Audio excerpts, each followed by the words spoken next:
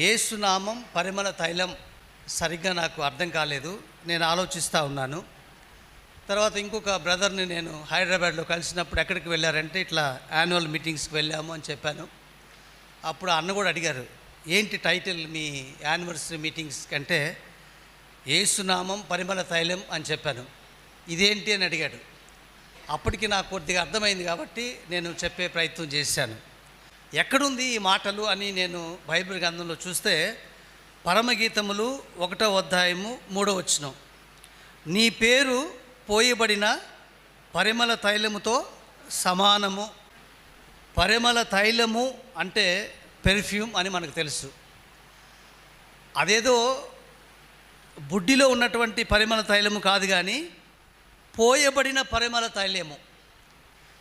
ఒక బుడ్డిలో ఉన్నటువంటి పరిమళ తైలాన్ని, పెర్ఫ్యూమ్ లేకపోతే సెంట్ని మనము దాన్ని పగలగొట్టి దాని కింద వేసామనుకోండి, ఆ చుట్టుపక్కల ప్రాంతం అంతా కూడా పరిమళ వాసనతో, పరిమళ సుగంధ వాసనతో నిండిపోద్ది. పరిమళ తైలము యేసు ప్రభు యొక్క నామము, దీంట్లో ఉన్నటువంటి అంతర్ధానం ఏంటి అని నేను ఆలోచించే ప్రయత్నం చేశాను. Jesus name is like fragrant oil because it brings healing, peace and joy to those who trust in him. Yesu ప్రభు యొక్క నామము అది సువాసన తైలము వంటిది. ఎందుకంటే అది మనుషుల జీవితాలలో అది స్వస్థతనిస్తూ ఉంది, మనుషుల జీవితాలలో సమాధానాన్ని ఇస్తూ ఉంది, మనుషుల జీవితాలలో ఆనందం కలుగు చేస్తూ ఉంది.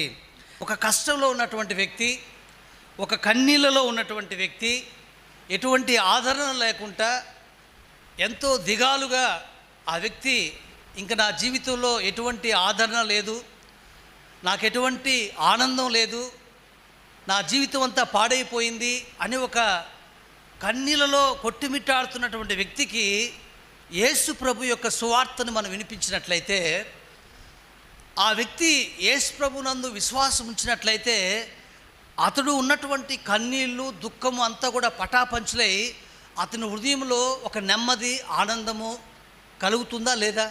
తప్పకుండా కలుగుతుంది.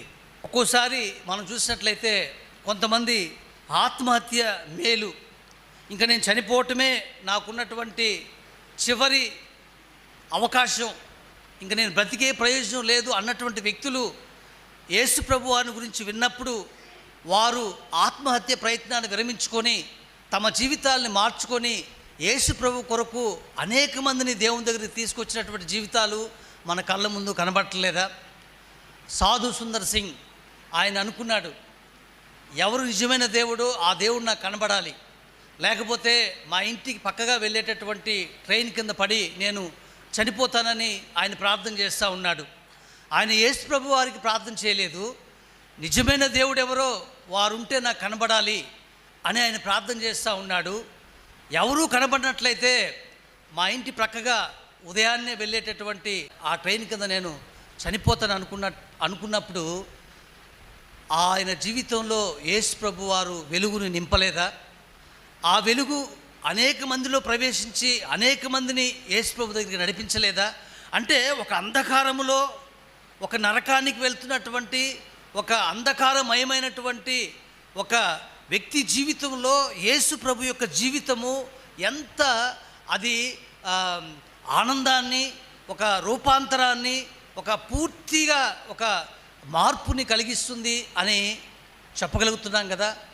కాబట్టి నాకు అర్థమైంది ఏంటంటే, ఈ లోకము అంధకారము, దుర్వాసనతో, పాపపుతో, పాపం అనే కుష్టుతో, పాపం అనేటువంటి దుర్వాసనతో నిండి మనుషులను పట్టి నరకానికి తీసుకువెళ్తూ ఉన్నటువంటి ఆ పరిస్థితుల్లో యేసుక్రీస్తు ప్రభువు యొక్క ఆ పరిమళ తైలం అనేటటువంటి ఆ నామం అంటే అది మన జీవితాల్లో ఒక సువాసన, మనం ఆహ్వానించేటప్పుడు, దాన్ని మనం పీల్చేటప్పుడు ఏ విధంగా ఒక ఆహ్లాదకరమైనటువంటి ఒక మంచి వాతావరణాన్ని మనం పొందుకుంటామో మన శరీరానికి, అదేవిధంగా పాపంలో, అంధకారంలో, నరకానికి వెళ్తున్నటువంటి వ్యక్తుల యొక్క జీవితాల్లో యేసు ప్రభు యొక్క నామము వాళ్ళ జీవితాల్ని మార్చి ఎంత అమూల్యమైనటువంటి రక్షణలోకి నడిపిస్తూ ఉంది.